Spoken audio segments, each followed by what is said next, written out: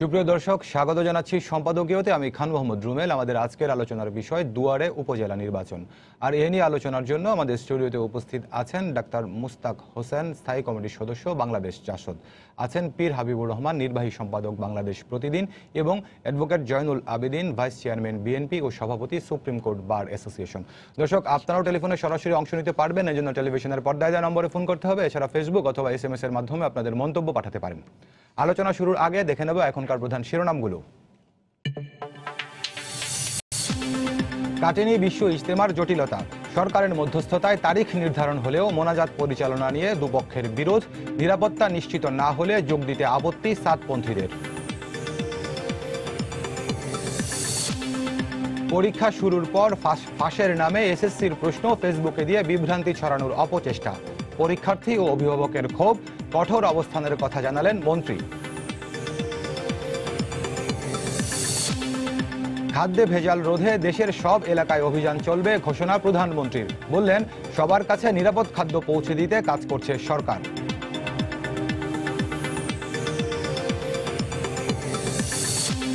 এবং প্রথম ধাপে 87 উপজেলায় নির্বাচন 10 মার্চ, মনোনয়নপত্র দাখিলের শেষ দিন 11 ফেব্রুয়ারি। নির্বাচনী কর্মকর্তাদের নিষ্ঠার সঙ্গে দায়িত্ব পালনের নির্দেশ ইসির।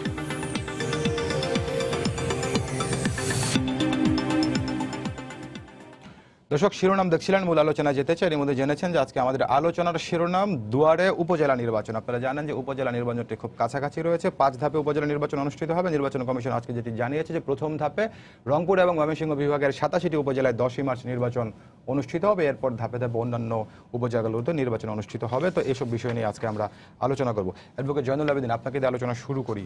সেটি হচ্ছে উপজেলা নির্বাচনের ব্যাপারে বিএনপি তো এরই মধ্যে তাদের অবস্থান পরিষ্কার করেছে যে বিএনপি বলছে তারা উপজেলা নির্বাচনে যাবে না। কিন্তু এর আগে আমরা দেখেছিলাম যে স্থানীয় সরকারের যে নির্বাচনগুলো হয়েছে, উপজেলা নির্বাচন, সিটি কর্পোরেশন নির্বাচন ইত্যাদি, সেই স্থানীয় সরকারের নির্বাচনগুলোতে আপনারা অংশ নিয়েছিলেন। তখন যেটি বলছেন যে স্থানীয় সরকার নির্বাচন আর জাতীয় নির্বাচন এক নয়। 14 সালের নির্বাচনের আগেও আপনারা স্থানীয় সরকারে গিয়েছেন, 14 সালের নির্বাচনের পরেও গিয়েছেন। এবারে আপনারা জাতীয় নির্বাচনে অংশগ্রহণ করার পর স্থানীয় সরকার নির্বাচনে অংশগ্রহণ করবেন না বলছেন। তো এই অংশগ্রহণ না করে আসলে আপনারা কি অর্জন করতে চাচ্ছেন? ধন্যবাদ আপনাকে। আপনি আমাকে দিয়ে শুরু করলেন, আমি ভাবছিলাম পীর সাহেবকে দিয়ে শুরু করবেন। আমি পীর ভাই আমাদের লোক, আমরা একটু পরেই বলি। সাহেবের বক্তব্যটা শুনতে আসছিলাম, কারণ আজকাল টেলিভিশনে আইসা কেউ সত্য কথা বলে না। এই দিক এই দিক এই দিক, আবার কোনো সরকার অসন্তুষ্ট হয় কিনা, আবার আমি এক জায়গায় যাওয়ার সম্ভাবনা সেইটা আবার বন্ধ হয়ে যায় কিনা, এগুলি আমি এই জন্য টকশো আজকাল আমি খুব কম আসি। কারণ আপনি আমাকে দিয়ে শুরু করলেন আর কি। আপনি বলেন 30 তারিখের নির্বাচনের পরে এই সরকারের অধীনে আর কোনো নির্বাচনে যাওয়ার কোনো রাজনৈতিক দলের ইচ্ছা আছে কিনা এবং যাওয়া উচিত কিনা, এইটা জাতি নিজেরাই বিচার বিশ্লেষণ করুক। 2014 সনে আমরা নির্বাচনে যাই না, এটা একটা অপরাধ হয়ে গেছে। এবং যে 2014 সনে আদালতকে ব্যবহার করে যে সংবিধানের মানুষের যে অধিকার এবং দীর্ঘদিনের সেই 82 সন থেকে এরশাদের বিরুদ্ধে আন্দোলন, এগুলো সব ভুলে গিয়ে আপনার 14 সনের আগে 11-12 সনে খায়রুল হক সাহেবের জাজমেন্টে এই তত্ত্বাবধায়ক সরকার উঠাই দিয়ে দেশের মধ্যে একটা গণতান্ত্রিক পরিবেশটাকে নষ্ট করে দিয়েছে। এবং সেই কথা কেউ না বলে খালি একটি কথা, বিএনপি 14 সালে নির্বাচনে আসে নাই, খুব ভুল করে ফেলেছে। আর বিএনপি বলেছে যে 14 সনে আমরা নির্বাচনে যাই নাই, অর্থাৎ দলীয় সরকারের অধীনে কোনো নির্বাচন এই সাবকন্টিনেন্টে হতে পারে না। এটা অতীতের অভিজ্ঞতা বলে আর কি। এটা তো আমেরিকা না বা ব্রিটেনও না। এখানে গণতান্ত্রিক চর্চা মাত্র চলছিল, প্রাতিষ্ঠানিক লাভ করে নাই। এখন এই 30 তারিখে যে নির্বাচন বাংলাদেশে হয়ে গেল, তারপরে আমি তো মনে করি যে এই দলীয় সরকারের অধীনে কারোই নির্বাচনে যাওয়া, বলে দিলেই পারে যে এই কজন মনোনয়ন দিয়ে দেবেন, এবং এরাই হবেন। আর আমরা এতদিন পর্যন্ত ক্ষমতায় থাকব, এর কোনো ব্যত্যয় নাই। যে দেশের নির্বাচন ব্যবস্থায় 30 তারিখে নির্বাচন, 29 তারিখে ব্যালট বাক্স ভর্তি হয়ে যায়, সেই দেশে কি আর নির্বাচন ব্যবস্থা থাকে? আর পুলিশ বাহিনীকে পাঠানো হয়, দেখেন তো ওইখানে আমার এজেন্ট বের করে দিচ্ছেন, এইটা একটু আপনারা গিয়ে দেখেন। আর তারা গিয়ে সেই এজেন্টদেরকে বের করে দিয়ে ওরা নিজেরাই, এটা আপনাদের এই মিডিয়ায় আসছে, বিভিন্ন পত্রপত্রিকায় আসছে, টেলিভিশনে আসছে, আর একটা গ্রুপ দাঁড়িয়ে আছে সকাল থেকে সন্ধ্যা পর্যন্ত, ভোট খুব সুষ্ঠু হচ্ছে আর কি। এই অবস্থার মধ্যে আপনি উপজেলা নির্বাচনে কেন যাবেন? এটাই হচ্ছে কথা। আর আমি এর বেশি কিছু আর বলতে চাই না। রুজনুল, আপনি বলছিলেন যে তত্ত্বাবধায়ক সরকার ব্যবস্থাটা উঠিয়ে দিয়ে নির্বাচনী পরিবেশটা নষ্ট করে দেওয়া হয়েছে। তো আমরা তো দেখেছি যে দাবি আপনাদের ছিল, তত্ত্বাবধায়ক হোক, নিরপেক্ষ হোক, নির্দলীয় যে কোনো সরকারের অধীনের দাবি ছিল। তো সেই দাবি পূরণ না হলে তো আপনারা এই যে নির্বাচনটি গেল 30 তারিখে, সেটি তো অংশগ্রহণ করেছেন। মানুষকে বুঝিয়ে দেওয়ার জন্য যে আমরা 2014 সনে ভুল করি নাই, যে এই দলীয় সরকারের অধীনে যে নির্বাচন হয় না, এটা চোখে আঙ্গুল দিয়ে আমরা দেখিয়ে দিলাম। জি, ধন্যবাদ আপনাকে। ডাক্তার মুস্তাক হোসেন, আপনার কাছে আসি। সেটি হচ্ছে যে উপজেলা নির্বাচনটি তো সামনে, তো আমরা দেখেছিলাম এর আগে আপনারা তো 14 দলীয় জোট সরকারের অংশ হয়েছিলেন, তো এবার তো একটু ভিন্ন প্রেক্ষাপট। সেটি হচ্ছে আপনারা জোটগতভাবে নির্বাচন করলেও এখন আপনারা বিরোধী দলে থাকবেন সরকার থেকে, তেমনটাই বলা হচ্ছে। তো এই নির্বাচন নিয়ে আপনারা কি ভাবছেন, যারা আওয়ামী লীগের জোটভুক্ত দলগুলো? ধন্যবাদ। আমার দল বাংলাদেশ জাতীয় সমাজতান্ত্রিক দল, বাংলাদেশ জাসদ, গত 1 এবং 2 ফেব্রুয়ারি এই শেষ করলাম জাতীয় কমিটির সভা। উপজেলা নির্বাচন প্রসঙ্গে আমাদের প্রস্তাব হচ্ছে যে দলীয় মার্কা উঠিয়ে দেওয়া হোক, এবং আমরা আমাদের প্রস্তাবে বলেছি যে গত নির্বাচন কিছু অতি উৎসাহী এক শ্রেণীর প্রশাসন আগের রাতে ব্যালটে ভুয়া ভোট ভরে নির্বাচনকে কলঙ্কিত করেছে। যে নির্বাচনে 14 দল তথা মহাজোটের বিজয় নিশ্চিত ছিল, সেই বিজয়কে তারা কলঙ্কিত করেছে। এদেরকে খুঁজে বের করে এদের বিরুদ্ধে আইনি ব্যবস্থা নেওয়া দরকার, না হলে গণতান্ত্রিক ধারাবাহিকতা বিপন্ন হবে। এবং যে সাংবিধানিক ধারাবাহিকতার জন্য আমরা 15 সংশোধনী কে সমর্থন করেছি, আমরা এখনও সমর্থন করি, তাকে যদি আমাদের নিরাপদ এবং নিশ্ছিদ্র করতে হয়, তাহলে এই ভোটের যে কলঙ্ক যারা করেছে অতি উৎসাহী প্রশাসনের অংশ, তাদেরকে অবশ্যই আমাদেরকে চিহ্নিত করে ব্যবস্থা গ্রহণ করতে হবে। আর আমাদের দল প্রথম থেকেই আমরা স্থানীয় সরকার নির্বাচনও দলীয় ভিত্তিতে করার দাবি করেছিলাম আগে, কিন্তু এখন নির্বাচন ব্যবস্থা কলঙ্কিত হওয়ার পরে আমরা আমাদের সিদ্ধান্তকে বদল করেছি। আমরা এই দেখুন যে বিএনপি সহ বেশ কিছু দল তারা নির্বাচন বর্জন করতে চাচ্ছে, কেন? দলীয় মার্কার ভোট বলে। আর যদি আগের মতোই ব্যক্তিগতভাবে নির্দলীয় নির্বাচন হতো, তাহলে কিন্তু কোনো রাজনৈতিক দলের ভোট বর্জন করার অবকাশ থাকে না। এবং অন্যান্য যারা প্রার্থী আছেন, ইভেন আওয়ামী লীগের মধ্যে যারা প্রার্থী আছেন, তাদের মধ্যে এক ধরনের একটা হতাশা আছে যে এই নির্বাচন যদি অনিয়মগুলো দূর করা না হয়, যে অনিয়মটা হয়েছে গত সংসদ নির্বাচনে, এই নির্বাচনের জাঁকজমক বা প্রতিদ্বন্দ্বিতা বিনষ্ট হবে। যে ভুলটা হয়েছে সেই ভুলটা সংশোধন করার একটা বড় সুযোগ সামনে আছে যদি এবার দলীয় প্রতীকটা বাদ দেওয়া হয়, এবং ভাইস চেয়ারম্যান পদটাকে দলীয় প্রতীক মুক্ত করা হয়েছে। আমরা চাচ্ছি যে উপজেলা নির্বাচন সহ সকল স্থানীয় সরকার নির্বাচন, আপনার পৌরসভা নির্বাচন, ইউনিয়ন পরিষদ নির্বাচন, সবগুলোই মানে আগের অবস্থায় ফিরে গেলে আমরা এই ভুল থেকে মুক্তি পেয়ে আমরা 14 সংশোধনের যে স্পিরিট, যে তত্ত্বাবধায়ক সরকারের সময় যারা রাজনৈতিক ম্যান্ডেট প্রাপ্ত না, জনগণের ম্যান্ডেট প্রাপ্ত না, তাদের ষড়যন্ত্রের সুযোগ থাকে, তাদের যাচ্ছেতাই করার সুযোগ থাকে, সেই ধারাকে আমরা যথাযথভাবেই বাদ দেওয়া হয়েছে বলে আমরা মনে করি। এবং আমাদের একটা সুষ্ঠু ঐতিহ্য গড়ে তুলতে হবে, যেন একটি সংসদ রেখেই সুষ্ঠু নির্বাচন করে আরেকটি সংসদের কাছে দায়িত্ব হস্তান্তর করে মাঝপথে কেউ যেন কোনো মানে প্রশাসনিক শক্তি বা যারা জনগণের ম্যান্ডেট প্রাপ্ত শক্তি নয়, তারা যেন এখানে তাদের কোনো রকম হস্তক্ষেপ করার সুযোগ না পায়। জি, ধন্যবাদ আপনাকে। পীর হাবিব, আপনার কথা দুজনের কথা শুনছিলেন, সেটা হচ্ছে জয়নুল স্যার তো আপনার কথা শুনতেই যাচ্ছেন। আমি এই প্রশ্নটা আপনার কাছে করতে চাই যে বিএনপি যে বর্জন করছে, আসলে বর্জন করে কি অর্জন করা যায় কিছু? দেখেন, এইগুলোর আগে সবচেয়ে বলতে হবে যে আপনি বলছেন যে সবার আগে যে দুয়ারে উপজেলা নির্বাচন, কিন্তু দুয়ারে জাতীয় সংসদ নির্বাচনের ফলাফলের যে রাজনৈতিক দৃশ্যপট, সেটা এখনো সরে নাই। এবং এটার যে ঘোর বা সুখ, পরাজিত পক্ষের যে সুখ আর বিজয়ী পক্ষের যে ঘোর, এইটাও কাটেনি, সুখও কাটেনি। এরকম একটা পরিস্থিতি উপজেলা নির্বাচন সামনে এসে দাঁড়িয়ে গেছে। আর আমি বলি কি যে অনেক সময় মাঝে মাঝে মনে হয় যে যা বলতে চাই তা বলতে পারি না, যা বলতে চাই না তা বলি, যা লিখতে চাই তা লিখতে পারি না, যা লিখতে চাই না তা লিখি। এবং কোথায় যেন একটা ছন্দপতন, প্রাণহীনতা রাজনীতিতে, সমাজে, সব জায়গায়, বিশেষ করে গণমাধ্যম। আমরা বিষণ্ণতা বলেছি আমাদের দলের প্রস্তাবে, গোটা জাতি বিষণ্ণ হয়ে পড়েছে নির্বাচনের পরে। আসলে একটা ডিপ্রেশন গণমাধ্যমেও মনে করেন একটা কোথায় যেন একটা যে তার যে একটা গণমাধ্যমে আগে যে একটা সবুজ প্রাণবন্ত রূপ, সেটা গণমাধ্যম কি, টেলিভিশন কি, প্রিন্ট মিডিয়া, সেইটা আজকে মানুষের মুখের ভাষার সঙ্গে ছন্দপতন ঘটিয়েছে। গণমাধ্যমের চাইতে কখনো সখনো মানুষের মুখের ভাষা শক্তিশালী মনে হয়, আবার কখনো কখনো গণমাধ্যমকে মনে হয় যে সোশ্যাল মিডিয়ার সঙ্গে তুমুল লড়াই করছে। সোশ্যাল মিডিয়া যেন অনেকটা প্রাণবন্ত, অনেকটা চিরসত্যের মতো আবির্ভূত হয়ে যাচ্ছে। যাক, এইগুলো বলছি যে এগুলো সাময়িক, নিজেদেরকেও আক্রান্ত করে সব কিছু মিলিয়েই। তবে জয়নুল সাহেব যে কথাটা বলেছেন যে 14 সালে তারা না গিয়ে যে সঠিক ছিল সিদ্ধান্ত, এটা প্রমাণ করেছেন। 14তে যে বিএনপি যে ঊর্ধ্বমুখী ছিল, বিএনপির যে রাজনৈতিক শক্তির উপরে ছিল, এইবার নির্বাচনে বিএনপি সেই শক্তির উপরে ছিল না।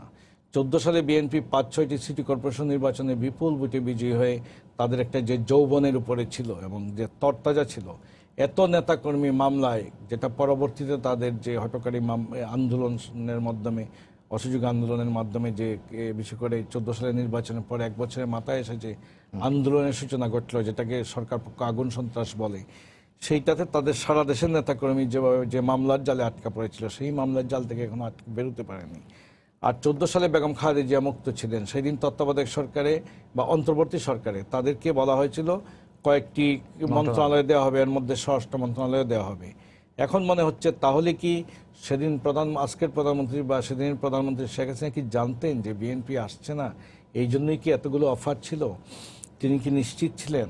আর এইবার বিএনপি যখন আসছে তখন বিএনপি অনেকটা বিভ্রান্ত, শক্তিক্ষয়, এবং 1 বছর ধরে বিএনপি কখনো শেখ হাসিনার বিরুদ্ধে অধীনে নির্বাচনে যাবে না, কখনো নির্দলীয় সরকার ছাড়া যাবে না, কখনো সহায়ক সরকার ছাড়া যাবে না।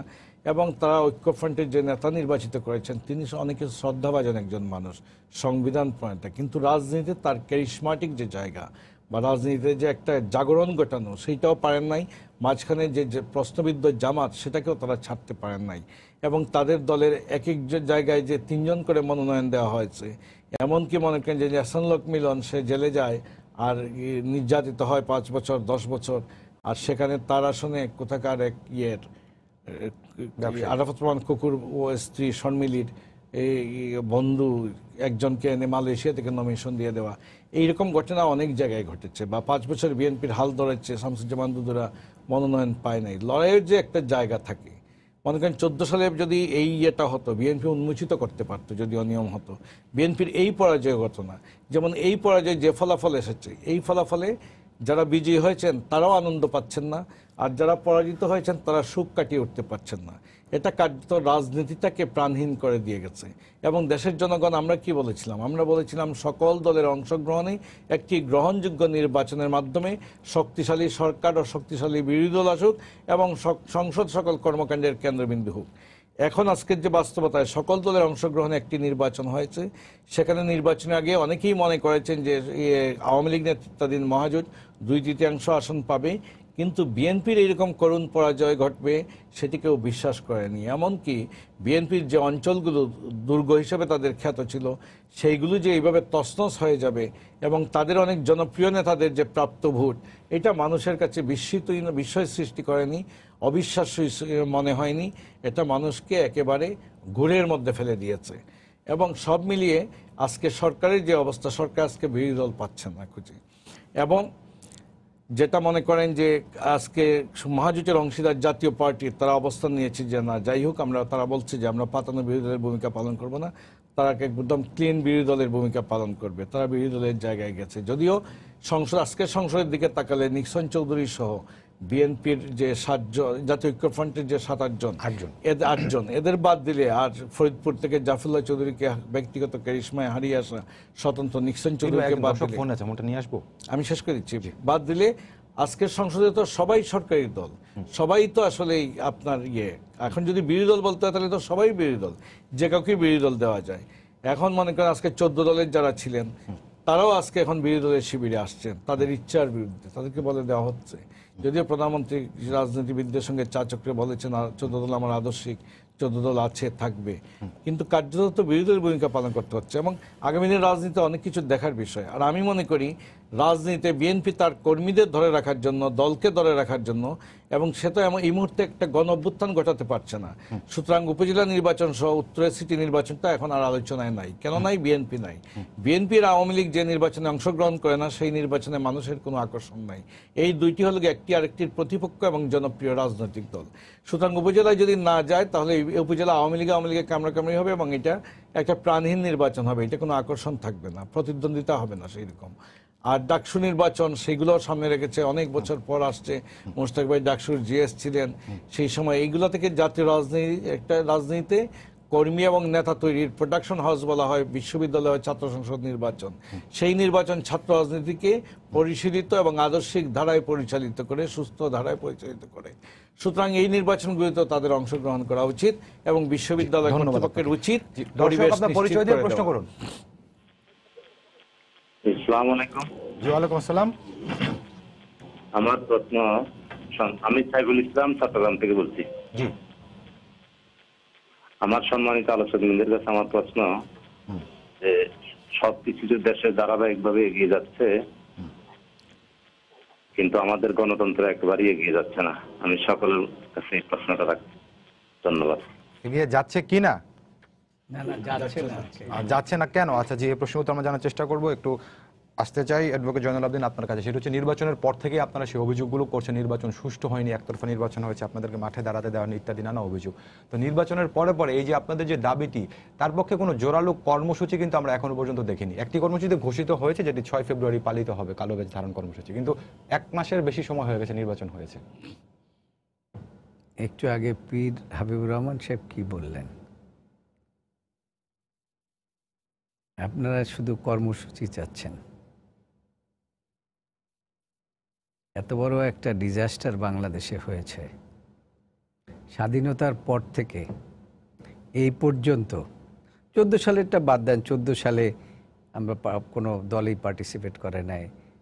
সেখানে 153-54 জন বিনা প্রতিদ্বন্দ্বিতায় নির্বাচিত, সবই বলা যায় বিনা প্রতিদ্বন্দ্বিতায়। তারপরে এরশাদ সাহেবরা একটা নাটক টাটক করে টরে একটা হয়েছে, সেটা বাদ দেন। কিন্তু এই বছর যে ঘটনাটা ঘটে গেল বাংলাদেশে, স্বাধীনতার পরে এরকম ঘটনা কি আপনি দেখেছেন? আপনার যে কয় বছর বয়স হয়েছে দেখেছেন না? পীর হাবিবুর রহমান সাহেব দেখে গেছেন, আমি তো দেখি নাই। এরকম একটা ডিজাস্টারের পরে আপনি এখনই কর্মসূচি চান বিএনপির কাছ থেকে? একটু অপেক্ষা করেন। কর্মসূচি আওয়ামী লীগ নিজেরাই দেবেন। এই যে উপজেলা ইলেকশনে, এটা অবশ্য অনেক আগেই আমি বলেছিলাম যে নিম্ন কক্ষগুলো, অর্থাৎ নিম্ন প্রতিষ্ঠানগুলো, গণতন্ত্রের ভিত হচ্ছে মেম্বার, ইউনিয়ন পরিষদ, তারপরে এরপরে আস্তে আস্তে আস্তে আস্তে উপজেলা, জেলা পরিষদ। এইটা তো আওয়ামী লীগ এসে মানে ইউনিয়ন পরিষদে মার্কা দিয়ে নির্বাচন করে এটা তো আগেই ধ্বংস করে দিয়েছে। সুতরাং এটা নিয়ে তো বিএনপির আন্দোলনের কর্মসূচি, কেন গণতন্ত্র স্ট্রাকচারটা বাংলাদেশে খুব সুকৌশলে ধ্বংস করে দেওয়া হয়। সেটা কিন্তু এই যে আজকে পার্লামেন্টের যে নির্বাচন, এইটা কিন্তু এই নতুন না, এটা ওইখান থেকে শুরু হয়েছে। আপনি ইউনিয়ন পরিষদে আপনি একজন লোক গিয়ে সমস্ত ভোটের বাক্স টাক্স এক জায়গায় নিয়ে গেলেই আপনার ওইটা ইলেক্টেড। আর যারা অরিজিনালি যারা পপুলার লোক, এলাকার লোক, তারা তো এই কাজ পারবে না। সুতরাং তাদের মার্কাও ভিন্ন, মেম্বারদেরও মার্কা ভিন্ন, একটা আইডেন্টিফিকেশনের মধ্যে আছে। সেই জন্য এই গণতন্ত্র এবং গণতান্ত্রিক প্রতিষ্ঠান বলতে যা বোঝায়, এটা সুকৌশলে ধ্বংস করে ফেলেছে। আমি জানি না আওয়ামী লীগ যারা প্রকৃতপক্ষে আওয়ামী লীগ, কেন আওয়ামী লীগের মধ্যে এখন অনেক হাইব্রিডও এসে গেছে বিভিন্ন রকম। আর কি অরিজিনাল আওয়ামী লীগের লোক খুব একটা আওয়ামী লীগে আছে বলে, কেন স্বাধীনতায় অংশগ্রহণকারী একটি দল দীর্ঘ সংগ্রামের মাধ্যমে রাজনীতিক একটা দল, তারা যে এরকম গণতন্ত্র ধ্বংস করবে এটা আমি বিশ্বাস করি না। এর মধ্যে এমন কিছু ঢুকে গেছে যারা এই প্রতিষ্ঠানকে ধ্বংস করার জন্য সুকৌশলে এই যেদিন থেকে নিম্ন পরিষদে অর্থাৎ ইউনিয়ন পরিষদে মার্কা সিস্টেম শুরু করেছে, যে আমার মোস্তাক সাহেব বলেছে যে এখন ওইটা এখন বাদ দেওয়া উচিত, আমরা তখনই বলছিলাম যে এই কিন্তু গণতন্ত্র ধ্বংসের পথে যাচ্ছে, এবং সেইটা আজকে প্রতিফলিত হয়েছে পার্লামেন্টারি ইলেকশনের মাধ্যমে। যখন এখানে আপনি প্রশ্ন করে, সেটা হচ্ছে আমি এই প্রশ্নটা মোস্তাক ভাইকেও করতাম, সেটা হচ্ছে এই যে দলীয় প্রতীকে নির্বাচন হওয়া, দলীয় প্রতীকে নির্বাচনটা হয়তো সম্প্রতি হচ্ছে, কিন্তু এর আগে দলীয় প্রতীক না হলেও, দলীয় নমিনেশন না থাকলেও মোটামুটি ইনি আওয়ামী লীগের প্রার্থী, তিনি বিএনপির প্রার্থী, এটি তো অলিখিতভাবে। কিন্তু ভোটের বাক্সর একেবারে ভরিয়া টরিয়া নিয়ে আপনার উপজেলায় চলে যাইতো না। আচ্ছা, এটা কি বলছেন যে আপনি এরকম দলীয় হতো প্রতীকে না। দেওয়ার কারণেই হচ্ছে? অনলি জি। তার কারণ দলীয় প্রতীকের দিকে থাকে পুলিশ প্রশাসন, আপনার উপজেলা প্রশাসন, যত প্রশাসন আছে, তারপরে আপনার যাদেরকে ভোট নিতে পাঠানো হয় তারাও তো সরকারি কর্মচারী, প্রত্যেকের দৃষ্টি থাকে এই সরকারের সাপোর্টটা কার প্রতি আছে, এবং সেটা মার্কা। স্থানীয় সরকার নির্বাচন মার্কা দিয়ে হওয়ার আগে কিন্তু অনেক জায়গায় গ্রহণযোগ্য নিউট্রাল লোক, তিনি নানান মেরুকরণে আসতেন, এখন সুজা চলে গেছে তৃণমূল পর্যন্ত। বলছেন যে সুশীল, মানে এলাকায় যারা পরিচিত ব্যক্তি, না জনপ্রিয় একজন লোক, তিনি কম শিক্ষিত হতে পারেন, একজন প্রিন্সিপাল, টাকা পয়সা কম থাকতে পারে, বেসরকারি কলেজের প্রিন্সিপাল, তিনি উপজেলার চেয়ারম্যান হয়ে গেছেন, এবং এখানে আওয়ামী লীগ বিএনপি সবাই মিলে একজনের জন্য কাজ করছে, এরকম পরিস্থিতি দেখা গেছে। এটা হলে গ্রহণযোগ্য স্থানীয় নির্বাচন। এখানে আবার আমরা যদি দেখি, আমরা যে রাজনীতি তৃণমূলে গ্রামীণ জনপদে একেবারে এইভাবে যা মুখোমুখি হয়নি, এতে একটা তখন সালিশি এইসব ব্যাপার স্যাপার অনেকটা কার্যকর ছিল, এখন এগুলো ভেঙে গেছে, এখন রাজনীতিটাই। কিন্তু পীর ভাই, এখানে যদি আমরা বলি যে আমরা যে ওয়েস্টমিনিস্টার ধারা ফলো করি গণতন্ত্রের, তো সেই ব্রিটেনেও তো এই স্থানীয় সরকার নির্বাচন প্রতীক হয়, আমাদের পাশের দেশ ভারতেও তো এইভাবেই হয়, পঞ্চায়েত নির্বাচন থেকে শুরু করে। না, এইটাকে ফলো করি তো আমাদের এখানে নিয়ে আসা হয়েছে, ভালো উদ্দেশ্য ছিল, কিন্তু ভারত যতটা তার গণতন্ত্রের যে প্রাতিষ্ঠানিক রূপ যতটা শক্তিশালী, বা ব্রিটেনের কথা বাদ দিলাম, এটা আমরা আনলামই না, এটা তো গণতন্ত্রের স্বর্গীয় ভূমি। গণতন্ত্রের যদি পৃথিবীতে কোনো স্বর্গ থাকে সেটা হলো ব্রিটেন। সেখানে একজন এমপি তার একজন কনস্টেবলকে পার্লামেন্ট এলাকায় তিনি একজন তির্যক মন্তব্য করেছেন, সে ওইদিকে বাইসাইকেল চালাতে দেয়নি বলে সঙ্গে সঙ্গে ওই এমপিকে পদত্যাগ করতে হয়েছে, আর বাংলাদেশে ওই পুলিশকে চাকরি থেকে বিদায় নিতে হবে। বিষয়টা পুরো ডিফারেন্ট, আমাদের কালচার সব কিছু এবং শিক্ষা সব কিছু মিলে। যাই হোক, এটা শত বছরের বিষয়। আর একটা হলো যে পৃথিবীতে ব্রিটিশ কলোনিয়ালভুক্ত দেশগুলোতে কিন্তু সংসদীয় রাজনীতিটা বিদ্যমান, সেই ক্ষেত্রে আমাদের এখানে আছে। ভারত সেটাকে তার যে নির্বাচন কমিশন নিয়ে আমরা যেটা সাকসেসের কথা বলি, নির্বাচন কমিশন যে ভূমিকা পালন করে, আমাদের সেই নির্বাচন কমিশন তো ওই উচ্চতায় যেতেই পারেনি, এখনো স্বপ্নেই আমরা দেখতে পাইনি। আমাদের একটা জায়গা দাঁড়িয়েছিল 90-উত্তর, যেটা জয়নুল আবেদিন সাহেব বলছেন এরকম নির্বাচন দেখিনি, আমরা দেখেছি 77 সালের 75 সালে বঙ্গবন্ধু হত্যাকাণ্ডের পর, তখন কোনো দল ছিল না, আওয়ামী লীগ ছাড়া কোনো দল বাংলাদেশে ছিল না। আওয়ামী লীগ স্বাধীনতা সংগ্রামে মুক্তিযুদ্ধের নেতৃত্ব দানকারী বৃহত্তম এবং তৃণমূল বিস্তৃত একটা সংগঠন ছিল। সেইখানে martial law dictator Ziaur Rahman ক্ষমতায় এসে তিনি একটি দল গঠন করেন। প্রথম তিনি করেন হা না ভোট, তার সামরিক শাসনকে প্রহসনের বৈধতা দিতে গিয়া 30 মে সোমবার গণভোট স্লোগান তুলে, এবং ভোটার থাকবা না থাক, হা ভোটে বাক্স ভরে শেষ হয়ে গেছে। সেইটা জয়নাল ভাই ভুলে গেছেন, আমরা ভুলে যাই নাই। তো যাই হোক, আচ্ছা, তাহলে তিনি কিন্তু তাকেই কিন্তু তাকে পরবর্তীতে বলা হয়েছে তথাকথিত বহুদলীয় গণতন্ত্রের প্রবক্তা। না, আমি আরেকটু বলি, 78 সালের রাষ্ট্রপতি নির্বাচনে টেলিভিশনের পর্দায় রাতে বসে দেখছি যে জাতীয় ফ্রন্টের প্রার্থী মেজর জেনারেল জিয়াউর রহমান বীরুত্তম পেয়েছেন 1,28,207 ভোট, আর 3 দলীয় ঐক্যজোটের জেনারেল আতাউল গনি উসমানী, যাকে আওয়ামী লীগ নামিয়ে সমর্থন দিয়েছিল, আতাউল গনি উসমানী পেয়েছেন 2,300 ভোট। কই 1,28,000, কই 2,300 ভোট। এই ছিল ভোটের রেফারেন্স।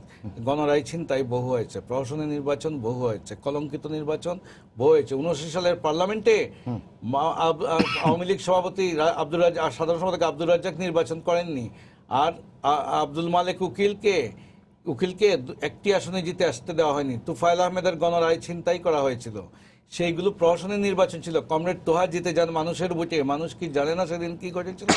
রাইট চিহ্ন ঠিক চিহ্ন দিয়ে দিয়ে আসন বন্টন করে জিতিয়ে নিয়ে আসা হয়েছিল।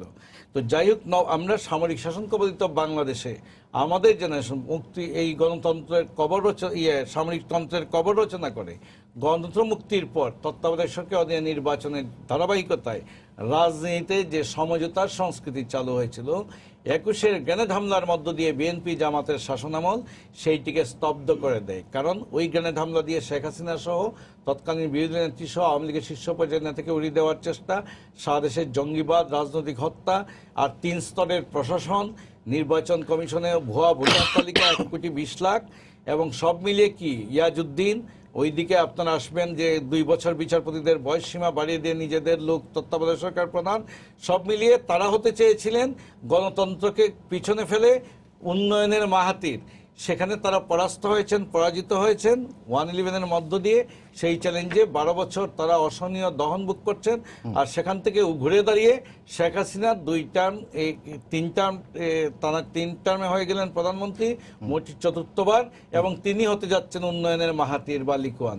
এই হলো গিয়ে অবস্থান। আমরা যারা স্বপ্ন দেখেছিলাম একটি অসাম্প্রদায়িক গণতান্ত্রিক বাংলাদেশ এবং গণতন্ত্র মুক্ত চিন্তার লালন ক্ষেত্র হবে আমার 30 লাখ শহীদের রক্তে অর্জিত মহান মুজিবের ডাকে স্বাধীন বাংলাদেশ, সেখানে আমরা ঠকে গেছি। আমাদের বুকে বেদনা ও দহন। এই প্রসঙ্গে আপনার কাছে আমি আসবো একটু, ডক্টর মুস্তাক আপনার কাছে আসতে। সেটা হচ্ছে তারা দুজনেই যেই দলীয় প্রতীকে নির্বাচনের জন্য যে কারণগুলোতে বিরোধিতা করছেন, আপনাদেরও কি কারণগুলো এরকমই নাকি অন্য কোনো বিশ্লেষণ আছে?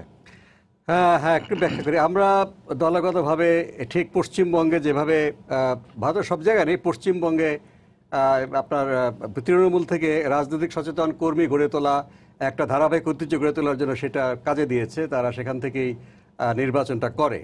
তো আমরাও বাংলাদেশে আমাদের দল একটা আদর্শবাদী রাজনীতি যেন তৃণমূল পর্যায়ে ছড়িয়ে যেতে পারে, একটা সুস্থ ধারার কম্পিটিশনে এসে সমর্থন করেছিলাম। কিন্তু আমরা আমাদের অবস্থাটি বদলেছি গত এই 30শে জানুয়ারি নির্বাচনের পরে। এখন যে সরকার সমর্থক মার্কা পাবে, সে ছাড়া বাকিদের নির্বাচন করার কোনো অর্থ হয় না।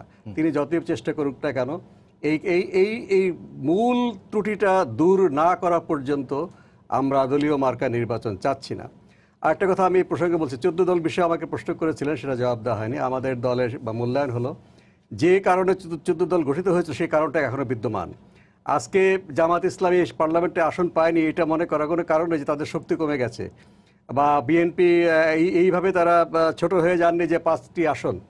কাজে এখানে ত্রুটি আছে নির্বাচনের। ফলে সেই প্রেক্ষাপটটা আছে। যদি সরকারি দল 14 দলে না থাকতে চান, তাদেরকে বাদ দিয়ে 14 দল চলবে। আমরা আমাদের দল থেকে সেটি ব্যক্ত করেছি যে সরকারি দল যদি এই বিষয়ে আগ্রহী না থাকে, তাহলে বাকি দলগুলো মিলে আমরা 14 দলের ধারাটা এগিয়ে নিয়ে যাব। জি, এখানে আরেকটা প্রশ্ন আপনার করতে চাই। পীর ভাই এর আগে যেটি বলছিলেন যে শক্তিশালী বিরোধী দলের অভাব আওয়ামী লীগও বোধ করছে, এমনটাই পীর ভাই বলছিলেন। এই ক্ষেত্রে বিষয়টা কি এরকম করা যায় কিনা, 70 অনুচ্ছেদ যদি উঠিয়ে দেওয়া হয় বা উঠিয়ে দেওয়ার কোনো পরিকল্পনা নেওয়া যেতে পারে কিনা?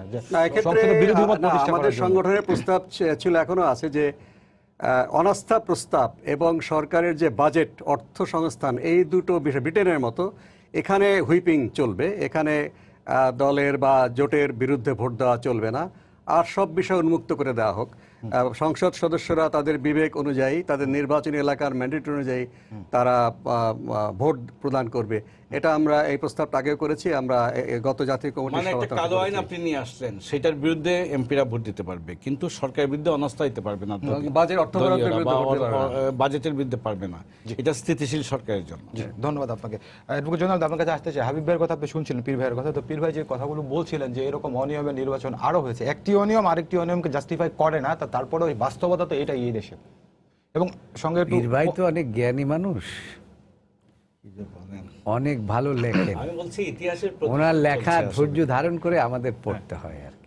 গণতন্ত্রকে পেছনে ফেলে উন্নয়নের ইদানিং উনি ওই রকম লেখেন না, এবং কি কেন লেখেন না উনি নিজেই বলেছেন যে এখন লিখতে গেলে লিখবো কিনা, পড়তে গেলে পড়বো কিনা, বলতে গেলে বলবো কিনা, এরকম একটা সংশয়ের মধ্যে দেশ জাতি আছে। কাজেই পীর ভাইয়ের কথার কোনো আমি বিরুদ্ধে যেতে চাই না, কিন্তু রাজনীতিটা ধ্বংস করা হয়েছে স্বাধীনতার পরে, যখন একটি আওয়ামী লীগের মতো একটি রাজনৈতিক দল কিছু লোকের পরামর্শে যখন আপনার এই বাকশাল কায়েম করতে গেছে, রাজনীতির অনেক কিছু পরিবর্তন হয়। জিয়াউর রহমানের ফার্স্ট পার্টে যে ইলেকশনের কথা, ওইটা ছিল একটা রাষ্ট্রপতির election, that was not the part. এর আগে আরও ইলেকশনের না, আমরা ৭০ সনের ইলেকশনও দেখেছি, একমাত্র আতাউর রহমান ছাড়া, ওই ধামরাইতে আতাউর রহমান ছাড়া আর কেউ জিতে নাই। 7টি আসন পেয়েছিল বিরোধী। তারপরেও 73 সালে, হ্যাঁ। 73 সালে। তো সুতরাং এরকম নির্বাচন যে আমি যে বলি নাই সেটা না, এরকম নির্বাচন 75-এর আগেও হয়েছে, কিন্তু সেইটার কিন্তু এইরকম উদ্দেশ্য ছিল না যে গণতন্ত্র ধ্বংস করে দেব, মানুষকে একদম দুর্বৃত্তায়িতর মধ্যে রাজনীতি নিয়ে যাব। সেই সময় কিন্তু আওয়ামী লীগের এই উদ্দেশ্য ছিল না। সেখানে একটা রাজনৈতিক ব্যাপক স্বাধীনতার পরে একটা পোলারাইজেশন বাংলাদেশে হয়েছিল, এটা সত্যি কথা। পরবর্তীর ঘটনাগুলো তো আমরা সকলেই জানি, মোস্তাক নিজের মানে দলের বিরুদ্ধে, তারপরে শহীদ রাষ্ট্রপতি জিয়াউর রহমানের আগমন, তারপরে হাবা নোর, অর্থাৎ রাজনীতির একটা অবস্থার মধ্যে পৌঁছার জন্য মিড টার্ম পিরিয়ডে যা যা করার দরকার সেগুলো মার্শাল্লাহ সরকার করেছে। ইনফ্যাক্ট সেটা এখন যদি পীর ভাই বলেন বা আন্নারা বলেন যে না আমরা এখন ওই ব্যাক ফুটে যাইতে চাই, 75 সনে যা হয়েছে 75 সনের আগে যা হয়েছে, তাহলে আমার কিছু বলার নাই। কথাটা হচ্ছে যে দেশ তো এগিয়ে যাবে, পৃথিবী এগিয়ে যাচ্ছে। আপনারা রোজই টেলিভিশনে দেখবেন যে সরকার বলছে যে আমরা এগিয়ে যাচ্ছি, আমাদের কি বলে উন্নয়নের ধারা এগিয়ে যাচ্ছে, সব কিছু এগিয়ে যাচ্ছে, কিন্তু গণতন্ত্র পিছিয়ে যাচ্ছে। জনগণ তার অধিকার হারিয়ে ফেলছে, জনগণ তার অধিকার পাচ্ছে না। আজকে মনে করেন যে এই যে নির্বাচনটা এরকম হলো, তাতে কি জনগণের কি লাভ হলো, বা সরকারেরই বা কি লাভ হলো, বিএনপিরই বা কি লাভ হলো, আর পীর ভাইরা যারা লেখেন সুন্দর সুন্দর লেখেন তাদেরই কি লাভ হলো, আর 14 দলেরই বা কি লাভ হলো, আমি হিসাব কিতাব করে পাই না। কথাটা হচ্ছে যে আমরা সবসময় বলি যে সংবিধানের মালিক হচ্ছে জনগণ, আর সেই জনগণকে ঠগাবার জন্য যা যা করার দরকার তাই আমরা করলাম। এটা কি খুব শুভ লক্ষণ হলো? উন্নয়নও একসময় এইসব কারণে থেমে যায়। জাতির আপনি যদি দেশের জনগণকে ঠকাবার চেষ্টা করেন, জনগণকে যদি চান যে আমরা ঠকিয়ে আমরা দেখিয়ে দিলাম, যে চোর আছে না, চোরেরা অনেক সময় মালিকরে ঠকিয়ে দিয়ে ওই মানে গোপনে চুরি টুরি করে নিয়ে যায়, কিন্তু যখন ধরা পড়ে তখন কিন্তু ও অনুশোচনা করলেও কোনো লাভ হয় না, তার বিচারের কাঠগড়ায় যেতে হয়। এরকম একটা পরিস্থিতি হয়তোবা আমরা দেখব কিনা জানি না, কিন্তু বাংলাদেশের মানুষ এখন অসহায় অবস্থার মধ্যে আছে। কি জন্য অসহায়? যে আমি মালিকানা ভোগ করতে পারলাম না, আহারে আমার দেশ কি হলো, কি জন্য এত। আর সবচেয়ে বেশি টুকরে টুকরে কাঁদছে যারা 9 মাস স্বাধীনতা যুদ্ধ করেছে, যারা পাকিস্তানি হানাদার বাহিনীর বিরুদ্ধে যুদ্ধ করেছে, যারা বলেছে গণতন্ত্র চাই, আইয়ুব খানের উন্নয়ন চাই না। তো সেই লোকগুলো এখন ডুকরে ডুকরে কাঁদে যারা জীবিত আছে। আর আজকেই আমি একটা মিটিংয়ে বলতেছিলাম যে আমাদের ওই বরিশালের ছাত্রলীগের একজন সভাপতি ছিলেন, তো পরবর্তীতে এইখানে সুপ্রিম কোর্টে অ্যাসিস্ট্যান্ট কি ওই আপনার ল অফিসার হইয়া অ্যাটর্নি জেনারেল হইয়া এই গত 30 তারিখে মারা গেছে। তার আপনার কাছে মনে দর্শকটা ফোন করতে চাচ্ছে, ফোনটা নিয়ে আসি। জি দর্শক, আপনার পরিচয় দিয়ে প্রশ্ন করুন। শেষ করে নেই, তারপরে আপনি বলেন স্যার, আমি ফোনটা নিয়ে আসি। আসসালামু আলাইকুম। জি ওয়ালাইকুম আসসালাম। আমি একটু জয়নাল ভাইয়ের সাথে প্রশ্ন করতে যাচ্ছিলাম। আমি বরিশাল থেকে ফারুক বলছিলাম, বাবুগঞ্জ থেকে। জি বলুন। আমি একটু জয়নাল ভাইয়ের কাছে প্রশ্ন করতে চাচ্ছিলাম যে বিগত নির্বাচন তো বাবুগঞ্জ থেকে আমরা 3টে ইউনিয়নে ভালো নির্বাচন হয়েছে, জনগণ সঠিকভাবে ভোট দিতে পেরেছে। আপনার চাঁদপাশা, মাধবপাশা আর হলো রহমতপুর, এবং সেখানে অনেক ভোটে আগানো ছিল। এখন যে কোনো কারণে হতে পারেনি, রাজনৈতিক ভুল বা যে কোনো হোক, ভবিষ্যৎ রাজনীতি বিএনপির লোকজন কি করবে এবং কিভাবে সামনে আগাবে, এর জন্য ওনার দিক নির্দেশনা কি, এটা তো জানতে চাচ্ছিলাম। জি ধন্যবাদ আপনাকে। আপনাকে দর্শক, আপনি একটা ভালো প্রশ্ন করেছেন, আপনাকে ধন্যবাদ। আমি 34টা সিটের মধ্যে 120টিতে আপনারা ভোট দিয়ে আমাকে জয়লাভ কেন্দ্র করিয়েছেন। বলছেন? কেন্দ্র। ভোট কেন্দ্র। এই জন্য আমি মুলাদি বাবুগঞ্জের জনগণের কাছে কৃতজ্ঞ। কিন্তু দুর্ভাগ্য হলো আপনাদের বাবুগঞ্জের দুইটি ইউনিয়ন, প্রায় 14টি কেন্দ্রের মতো এলাকায়, সেখানে আমি আমার কেন্দ্রের সমস্ত লোকজনদেরকে বের করে দিয়ে সেখানে সব বাক্স ভরে নিয়ে গিয়েছে। তারপরেও আপনারা জানেন যে আমি 7000 ভোটে এগিয়েছিলাম। তারপরে কোন ষড়যন্ত্রের কারণে কে আমাকে রাতের বেলা হারালো, এইটা আপনারা একটু জিজ্ঞাসা করবেন। আমি জিজ্ঞাসা করেছিলাম প্রশাসনকে, বলছে এই ব্যাপারে আর কোনো প্রশ্ন করবেন না।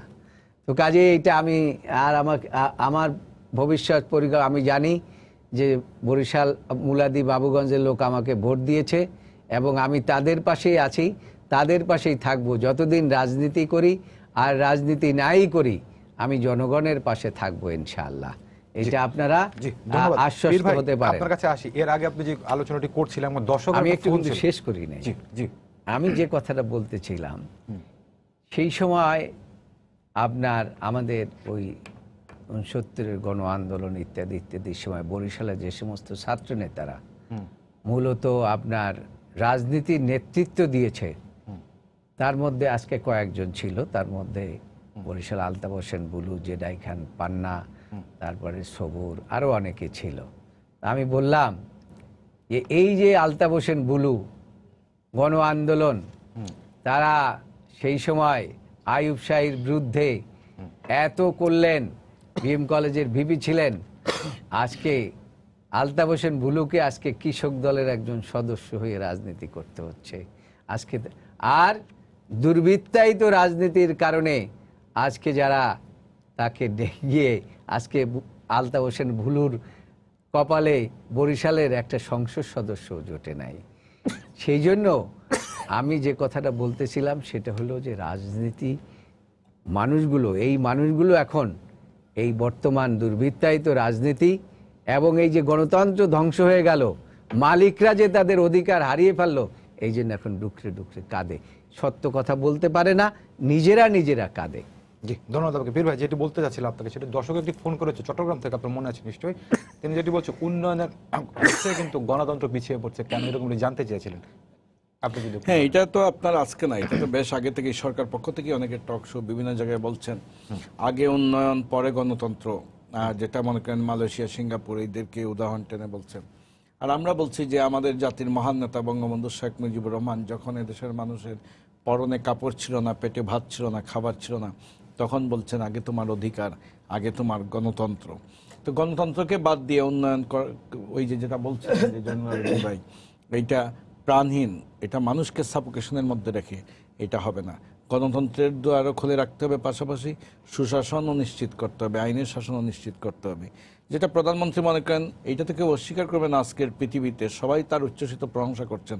বাংলাদেশের অর্থনৈতিক উন্নয়নের যে বিস্ময়কর উত্থান এবং দক্ষিণ এশিয়ায় বাংলাদেশ যেভাবে মাথা তুলে দাঁড়িয়েছে, এবং তিনি জঙ্গিবাদ সন্ত্রাসবাদ প্রশ্নে তার যে জিরো টলারেন্স নীতি সাফল্য অর্জন করেছে। তিনি মনে করেন মাদকের বিরুদ্ধে সংগ্রাম তার এখনও নিরন্তর চলছে। তিনি যুক্ত করেছেন এখন দুর্নীতির বিরুদ্ধে যুদ্ধ। আমি বলছি জঙ্গিবাদ সন্ত্রাসবাদ মাদকের চাইতেও এই যুদ্ধ কঠিন। আমরা দেখেছি একজন স্বাস্থ্য বিভাগের আফজাল, তার 1,500 কোটি টাকার সম্পদ, একজন কেরানি। আরেকটা দেখি মিটার রিডার, তার হলো 100 কোটি টাকার সম্পদ ধরা পড়েছে। এই যে বিষয়গুলো, নিচু শ্রেণীতে যদি দুর্নীতির এই অবস্থা থাকে, তাহলে আপনার শীর্ষ পর্যায়ে কি অবস্থা। এবং এইটার জন্য গোটা গণজাগরণ ঘটাতে হবে। এইটার জন্য মনে করেন যে মনিটরিংয়ে একেবারে মন্ত্রী, এমপি, সচিব সবাইকে নিয়ে আসতে হবে, এবং এইটার জন্য একটা দেশপ্রেমিক জনগণের একটা গণজাগরণ ঘটাতে হবে। না হয় এটা হবে না। প্রধানমন্ত্রী নিজে বলছেন বেতন বাড়িয়েছি, তাহলে ঘুষ কেন খেতে হবে। ভূমি অফিস, সাব রেজিস্ট্রার অফিস, এগুলো মানুষের দুর্ভোগের জায়গা নয়, এগুলো ঘুষের একটা উন্মত্ততার জায়গা বলা হয়। এগুলোতে এখন আক্রমণ হচ্ছে। আমরা চাই যে এখানে সফল হোক, মানুষ এখানে সমর্থন দিক। আর আমি যেটা বলছিলাম আগে, এটাকে ব্যাকফুটে যাওয়া নয়, আমি বলছিলাম যে ইতিহাস তার আপন মহিমায় প্রতিশোধ নিয়ে নেয়। এটা ইতিহাসের প্রতিশোধ চলছে, ইতিহাসের প্রতিশোধ যাত্রা, যে অতীতের পাপের ফসল তারা ভোগ করছেন এখন, যারা পাপ করেছিলেন। এখান থেকে বিএনপি, সাধারণ মানুষ তো কোনো পাপ করে নাই না পাপ সাধারণ মানুষ তো ভোগ নিষ্পাপ। করে, সাধারণ মানুষ তো ভোগ করে, সাধারণ মানুষ তো জীবন দেয়, নিষ্পাপ। নেতারা জীবন দেন না, নেতাদের সন্তানরা দেন না, কিন্তু সাধারণ মানুষ আর আমাদের মতো কর্মীরা, আমাদের মিছিল থেকে কত সহযাত্রী গণতন্ত্রের সংগ্রাম থেকে হারিয়ে গেছে, মুশতাক ভাইয়ের পাশ থেকে ডাক্তার মিলন হারিয়ে গেছে। তো এইরকম মনে করেন যে আপনার, আমরা কি তখন বুঝেছিলাম? আমাদের স্বপ্ন ছিল, বুক ভরা সাহস ছিল, চোখ ভরা স্বপ্ন ছিল। আজকে আমাদের সেই বুক ভরা সাহসও নেই, চোখ ভরা স্বপ্ন নেই, চোখটাও ধূসর হয়ে আসছে, সেই সবুজ উজ্জ্বলতা এখন আর চোখে নাই। তারপরে মনে করেন যে আমরা কি বলি যে একটা বিষয়, আজকে ৭৫-এর পরে আওয়ামী লীগ দেশ স্বাধীন করার পরে তার জনকের রক্তের দাগ শুকায়নি, ৩০ লাখ শহীদের রক্তের দাগ শুকায়নি। সেইখানেই মনে করেন তার উপরে যে কবর রচিত হয়েছিল, আর সেখানে অতি বাম আর অতি ডানের মিলনে যে বিএনপি যতদূর চোখ গেছে শুধু বিএনপি আর বিএনপি দেখা গেছে। আর আওয়ামী লীগ ছিল রাজনীতির নিঃসঙ্গ, ক্ষমতায় যে আওয়ামী লীগের নৌকায় চড়ে ৫৪তেও কমিউনিস্ট পার্টি ৮টি আসনে সংসদে গেছে। স্বাধীনতার পর যারা জোট বেঁধেছে তারা সেদিন জিয়াউর রহমানের খালখাটা বিপ্লবে গেছে। জাসদ, মেনন ভাইয়ের পার্টি, এমন কোনো পার্টি নেই, বিপ্লবীরা, উগ্রপন্থীরা, অতি বিপ্লবীরা সবাই মিলে মুজিব বিদ্বেষী আর আওয়ামী লীগ বিদ্বেষী রাজনীতি কি চূড়ান্তই না করেছেন, এবং আওয়ামী লীগকে প্রতিরোধ যতটা করেছেন, সামরিক শক্তিকে ততটা প্রতিরোধ এগিয়ে আসেননি সেদিন। যেন মনে হয়েছে যে সামরিক শক্তির সঙ্গে তাদের সেদিন যে সখ্যতা ছিল সেই মোহ ভেঙেছে। তারা আওয়ামী লীগের সঙ্গে ঐক্য করেছেন, আদর্শিক বলছেন, এই ঐক্যের সুবাদে তারা নৌকায় চড়ে সংসদে এসেছেন, মন্ত্রী হয়েছেন।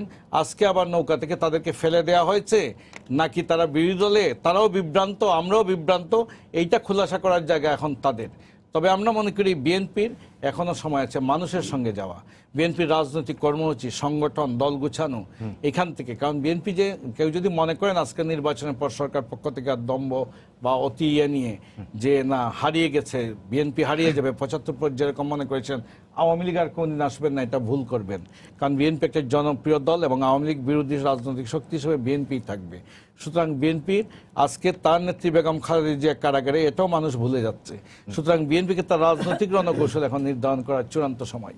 জি, ধন্যবাদ আপনাকে। ডাক্তার মোস্তাক, আপনার কাছে আসতে সেটা হচ্ছে যে এই দুজনে যেটি বলছেন যে রাজনৈতিক দুর্বৃত্তায়নের কথা বলছেন বা নানান কথা বলছেন, তো এই যে সামাজিক অবক্ষয়ের কথা যদি বলি, এর দায় কি আসলে সকল রাজনৈতিক দলগুলোরই সমান? হ্যাঁ, না, তা সমান হবে কেন? উন্নয়নের কথাটা বলি, যে আজকে উন্নয়ন হয়েছে, জননেত্রী শেখ হাসিনা নিশ্চয়ই অনেক দৃশ্যমান উন্নয়ন, কিন্তু দেখুন উন্নয়নের কথা বলে জিয়াউর রহমান সামরিক শাসন জারি করেছিল বা এরশাদ সামরিক শাসন জারি করে উন্নয়নের কথা বলতে চেয়েছে, কিন্তু ৯০-এর পরে কিন্তু সে উন্নয়নের ধারাটা খুব দ্রুত এগোতে থাকে, এবং বিশেষ করে ২০০৮ সাল থেকে যখন এই সরকার আছে। কারণটা কি আমাদের বুঝতে হবে। যদি জনগণের কণ্ঠ রোধ করে উন্নয়নের চাবিকাঠি, তাহলে জিয়া এবং এরশাদ তো বিশাল উন্নয়ন করার কথা। তো সে সময় যেভাবে জাতীয় উৎপাদনের হার অনেক কম ছিল, ৯০-এর পরে সেটা বাড়তে থাকে, বিশেষ করে ২০০৮-এর পরে। যেহেতু এই সরকার একটা গণতান্ত্রিক ম্যান্ডেট নিয়ে এসছে এবং জনগণের জনকল্যাণধর্মী অনেকগুলো প্রকল্প এই সরকারের আছে, সেই প্রকল্পগুলো হয়তো আমাদের সবার চোখের সামনে নেই, যদিও এখানে তৃণমূল পর্যায়ে দুর্নীতির কারণে সেই সুফলটা পুরোপুরিভাবে পাওয়া যাচ্ছে না। যখন জনগণকে আপনি উন্নয়নের অংশীদার করবেন, সেই উন্নয়নের অপ্রতিহত গতিতে সে এগিয়ে যাবে। মালয়েশিয়ার উদাহরণ টানছে বা সিঙ্গাপুরে, আমার মনে হয় সেই ক্ষেত্রে দেখা উচিত তারা আসলে কি করেছে। এটা একটা চমৎকার কথা যে একটা সরকার বারবার নির্বাচিত হয়েছে, সেটা বুঝি একটা স্বৈরতান্ত্রিক সরকার। এখানে জনগণ তৃণমূলে কতটুকু তারা উন্নয়নের অংশীদার হয়েছে সেই মাপকাঠিতে কিন্তু সার্বিক উন্নয়ন হয়। আজকে যদি দুর্নীতি এবং গণতন্ত্রের যে ঘাটতি আমরা দেখছি, বিশেষ করে গত নির্বাচনে যে একটা খুবই অশনি সংকেত, যে প্রশাসন কর্তৃক রাজনৈতিক গতি নিয়ন্ত্রণ করার চেষ্টা, যেটা বন্ধ করার জন্য কিন্তু আমরা তত্ত্বাবধায়ক সরকারকে বাদ দেওয়ার দাবি করেছি, তারা কিন্তু ভিন্ন কায়দায় আবার ফিরে আসার চেষ্টা করছে। এটাকে ফল্ট করে গণতন্ত্রকে যদি বাধাহীন বিকাশ করতে দেওয়া হয়, জনগণ যদি জাতীয় জীবনে নীতি নির্ধারণে এবং উৎপাদনের বিভিন্ন জায়গায় তার অংশগ্রহণমূলক মনোভাব থাকে, সে মনে করে দেশটা আমার, উন্নয়নটা আমার। আজকে জিডিপি কত শতকরা অনেক বেড়ে যাবে, সেটা যদি নিশ্চিত করতে চাই তাহলে গণতন্ত্রকেই বাধাহীনভাবে যেতে হবে। আর যে আপনি যেটা বলছেন যে রাজনীতির অবক্ষয়, যে সমস্ত রাজনৈতিক দল বা দর্শন মনে করে জনগণের কণ্ঠ চিপে ধরে আমি উন্নয়ন করব, তারা এর জন্য দায়ী। কিন্তু যারা গণতন্ত্র এবং উন্নয়নকে একই মাত্রায় দেখে এবং জনগণের জন্য উন্নয়ন দেখে, তারা এর দায় দায়িত্ব নিশ্চয়ই বহন করবে। ধন্যবাদ আপনাকে। অ্যাডভোকেট জয়নাল আবদিন, শেষের দিকে যে খুব সংক্ষেপে বলবেন সেটা হচ্ছে নির্বাচন নিয়ে বিএনপি তো আপনার নানা অভিযোগ করছেন, আর পাশাপাশি এই নির্বাচনের এই ফলাফলের জন্য বিএনপি আত্মসমালোচনার কোনো সুযোগ দেখে কিনা? সারা জাতি আত্মসমালোচনা করছে। বিএনপিকে নিয়ে তো এখন সমালোচনা বেশি করছেন সরকারি দলের সাধারণ সম্পাদক ওবায়দুল কাদের সাহেব। বিএনপি ধ্বংস হয়ে গেছে, বিএনপি আর কোনো দিন দাঁড়াতে পারবে না। তো সুতরাং বিএনপির তো কিছু আপনার নাই। বিএনপি যে অবস্থার মধ্যে আছে, পীর হাবিব ভাই একটা কথা বলেছে, যতই ঘাত প্রতিঘাতের মধ্যে থাক না কেন, বিএনপি জনসম্পৃক্ত দল এবং এই দল একদিন না একদিন আবার ঘুরে দাঁড়াবে ইনশাআল্লাহ। ধন্যবাদ। পীর ভাই, আপনার কাছে শেষ মন্তব্য জানতে চাই। দেখেন, বিএনপি এখন পর্যন্ত নির্বাচনে এরকম একটা ফলাফলের পরে তার একটা বর্ধিত সভা ডাকে নাই। এত বড় দাওস ওয়ার্কিং নির্বাহী কমিটি, কেন্দ্রীয় কমিটি, এটা করে তাদের মূল্যায়ন করা উচিত যে কি ঘটেছে এবং তাদের ব্যর্থতা কতটুকু ছিল। এইটা দুইটারই মূল্যায়ন করে তাদের আগামী দিনের করণীয় এটা নির্ধারণ করা উচিত। কারণ রাজনীতি, গণতন্ত্র বাইসাইকেলের মতো দুই চাকার উপরে নির্ভর করে। এখন সংসদে যে চাকা, একটা সরকার তার একটা চাকা খুলে দিয়ে বলেছে যে ঠিক আছে আপাতত এটা চালাও। এইটা চাইতে আপনার যদি একটা কি বলে এটাকে কার্যকর একটা চাকা, যদি দুইটা শক্তিশালী চাকা খুঁজতে চান, তাহলে বিএনপিকে ঘুরে আসতেই হবে আগামীতে। এবং বিএনপিকে দুইটা পথ, বিএনপি একটা গণ আন্দোলনের মাধ্যমে একটা নির্বাচন আদায় করা, আর না হয় 5 বছর তাদের অপেক্ষা করা এবং সেইভাবে তাদের নির্বাচন এবং রাজনীতিকে এগিয়ে নিয়ে যাওয়া। তাদের সবচেয়ে বড় কঠিন সময় যে তাদের জনপ্রিয়তার উৎসস্থল, তাদের নেতৃত্বের মূল মুকুট বেগম খালেদা জিয়া, তিনি কারাগারে। আর তাদের আরেক যিনি second high command Tarique Rahman, তিনি 21-এর গ্রেনেড হামলার যাবজ্জীবন দণ্ডপ্রাপ্ত, আইনের চোখে পলাতক ফেরারি আসামি। ধন্যবাদ আপনাকে। ডক্টর মোস্তাক হোসেন, পীর হাবিবুর রহমান, অ্যাডভোকেট জয়নাল আবদিন, তিনজনকে অসংখ্য ধন্যবাদ। সবাইকে ধন্যবাদ জানিয়ে শেষ করছি আজকের সম্পাদকীয়। আগামীকাল আবারও দেখা হবে রাত 10টায়। দেখার আমন্ত্রণ রইল। শুভরাত্রি।